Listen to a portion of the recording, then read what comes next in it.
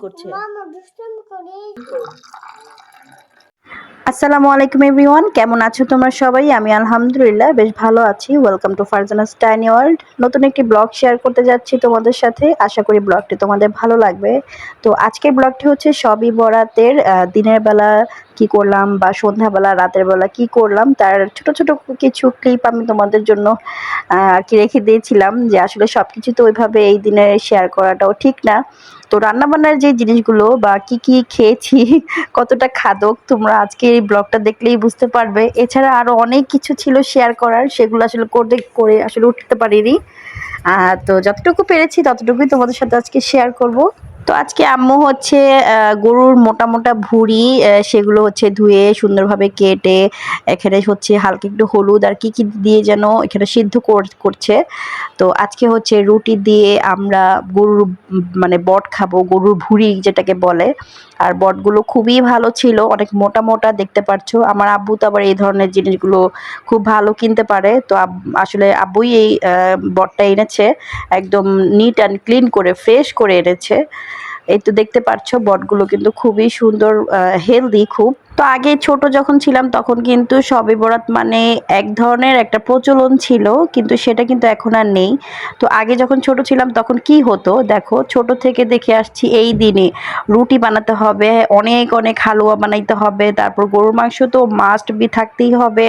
তারপর আবার সেই হালুয়া সন্ধ্যার আগেই হচ্ছে রান্না করে রুটি সহ হালুয়া সহ যত আত্মীয় স্বজন বন্ধু বান্ধবী সবার বাসায় বাসায় যেয়ে বড় বড় ট্রেতে করে ছোট ছোট ফ্রিজে করে সবারটা আলাদা আলাদা করে রেখে তারপরে ঢেকে রেখে তারপর সবার বাসায় যেয়ে এগুলো দিয়ে আসতে হতো।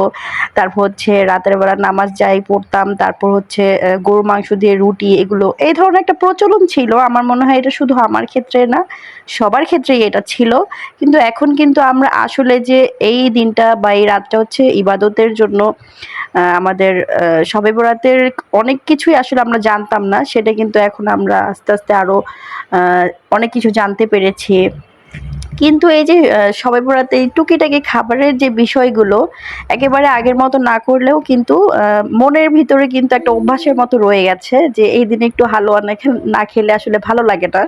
তো সেই দিক থেকেই হচ্ছে একটু হালুয়া রুটি তারপর একটু গরুর মাংস রান্না করার একটা বা খাওয়ার একটা ইচ্ছা থেকেই যায়। আসলে সেটা যে ইবাদতের সাথে কোনো সম্পৃক্ত তা না।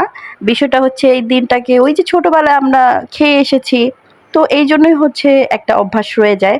তো এখানে হচ্ছে আম্মু চালের গুঁড়ো দিয়ে রুটি হচ্ছে অনেকগুলো তৈরি করছে, আমরা সবাই টুকিটাকি হেল্প করছি। আর এখানে হচ্ছে আমার মেঝো বোনের হাজবেন্ড, মেঝো দুলাভাই, উনি আমাদের মানে বাচ্চাদের জন্য অনেক স্ন্যাক্স আইটেম নিয়ে এসেছে। আমার মেঝো বোন যেমন ভালো ছিল, আমার মেঝো দুলাভাই কিন্তু অনেক ভালো। তারা দুইজনই আসলে অনেক ভালো মানুষ। আর ভাইয়া যেহেতু ছোট থেকে আমাদেরকে মানে বড় হতে দেখেছে, সবসময় দেখতাম ভাইয়া যখনই বাসায় আসতো ২ হাত ভরে আমাদের জন্য এটা সেটা নিয়ে আসতো। তো যাই হোক, এখানে হচ্ছে আব্বু নামাজ পড়ে এসে আম্মুর সাথে একটু বারান্দায় বসেছে, আর আমরা সব মানে ভাগ্না ভাগ্নি সব যে আব্বু আম্মুকে ডিস্টার্ব করছি।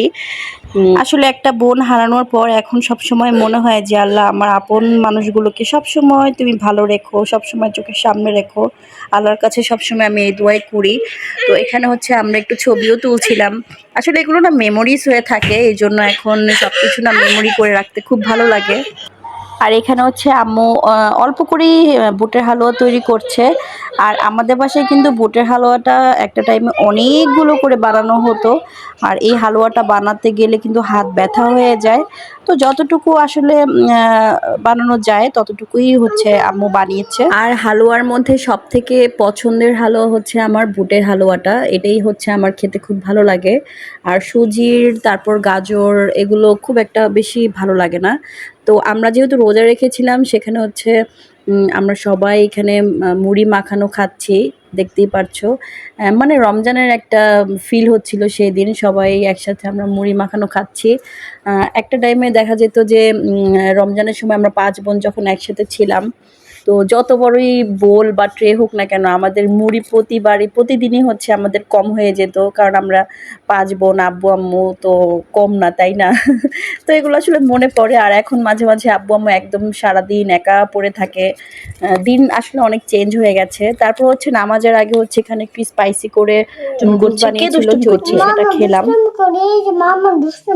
মামা দুষ্টুমি করছে? কি করছে তোমার সাথে? ওকে মেরে দিব? না, মামাকে মারতে হয় না। আগুন! ভয় পেয়েছো? ভয় পেও না। তোমার ঘুম নেই? তুমি নামাজ পড়েছো? আল্লাহ করেছো? আল্লাহ আল্লাহ করেছো? তো ব্লগের শুরুতে কিন্তু বলেছিলাম যে কি পরিমাণ খাদক আমরা, সেটা কেন বলেছি এবার দেখো, বা এবার বলি তোমাদেরকে। যে একবার কিন্তু আমরা মানে লম্বা নুডলসটা রান্না করে কিছুক্ষণ আগে খেয়েছি, মানে ইফতারের পরই হচ্ছে খেয়েছি। তারপর হচ্ছে নামাজ পড়েছি। তারপর কিছুক্ষণ পর হচ্ছে যেহেতু ভাইয়া মানে আমার মেজো দুলা ভাই হচ্ছে এই নুডলসগুলো নিয়ে এসেছে, এই মিস্টার নুডলসটা, এটা তো আমাদের খেয়ে শেষ করতেই হবে, তাই না?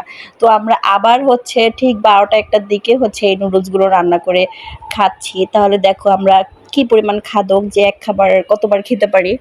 তো এই তো নুডলস কিন্তু আমার খুবই পছন্দ, যতবার দিবে ততবারই খেতে পারবো।